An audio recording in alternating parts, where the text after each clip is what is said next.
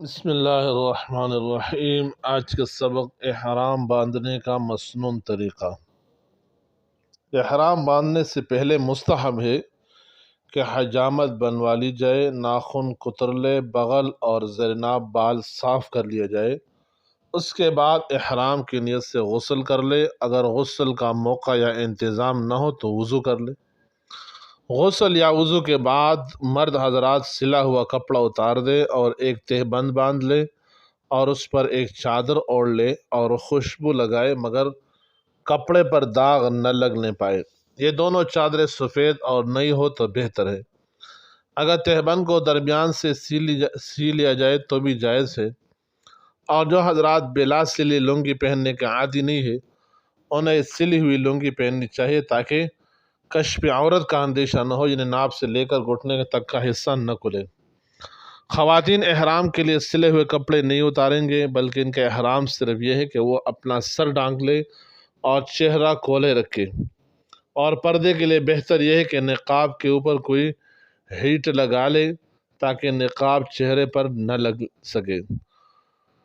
احرام کی تیاری کے بعد اگر مکروہ وقت نہ ہو تو 2 رکعت نماز نفل احرام کی نیت سے پڑھے۔ بہتر ہے کہ پہلی رکعت میں سورہ کافرون اور دوسری رکعت میں سورہ اخلاص پڑھی جائے۔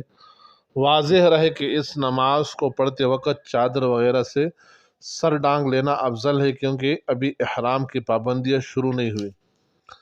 اگر اس وقت خواتین ناپاکی کے ایام میں ہو تو وہ نماز نہ پڑھے بلکہ ویسے ہی احرام کی نیت کر کے تلبیہ پڑھے۔ مرد حضرات نماز سے فارغ ہو کر سر سے چادر ہٹا لے اور اس کے بعد حج کی تینوں قسموں یعنی حج افراد، قران اور تمتع میں سے جس قسم کا ارادہ ہو اس کی نیت کر لیں۔ مثلا اگر افراد کا ارادہ ہو تو اس طرح کہے اللہم انی ارید الحج فیسرہ لی وتقبلہ منی، اللہ میں حج کا ارادہ کرتا ہوں، اسے میرے لیے آسان کیجیے اور قبول فرمائیے۔ اگر حج قران کا ارادہ ہو تو یوں کہے اللہم انی ارید الحج والعمرۃ فیسرہما لی وتقبلہما منی، اے اللہ میں حج اور عمرہ دونوں اکٹھا کرنا چاہتا ہوں، ان کو میرے لیے آسان فرما دیجیے اور قبول فرما لیجیے۔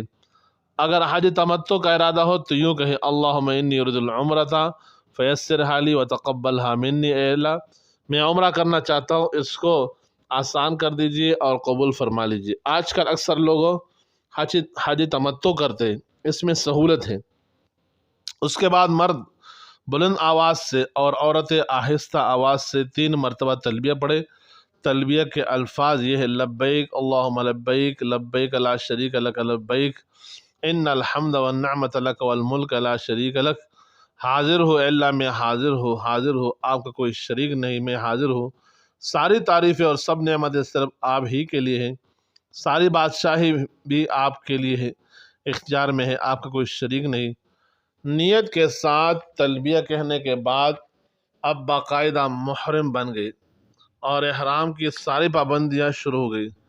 یاد رہے کہ احرام کرنے کے لیے نہ صرف نیت کا بھی ہے اور نہ صرف تلبیہ بلکہ تلبیہ اور نیت ایک ساتھ ہونا شرط ہے۔ تلبیہ کے بعد جو چاہے دعا مانگے، یہ دعا مانگنی مستحب ہے۔ اللہم انی اسألک رضاک والجنت واعوذ بک من غضبک والنار، اے اللہ میں آپ کی خوشنودی اور جنت کا طلبگار ہوں اور آپ کے غصے اور دوزخ سے پناہ چاہتا ہوں۔ احرام شروع ہونے کے بعد بہت سی چیزیں جو پہلے سے حلال تھی وہ بھی حرام ہو جاتی ہیں، مثلا خوشبو لگانا، بدن کی ہیئت پر سلا ہوا لباس پہننا، بال یا ناخن کاٹنا، سر یا منہ کو ڈھانکنا،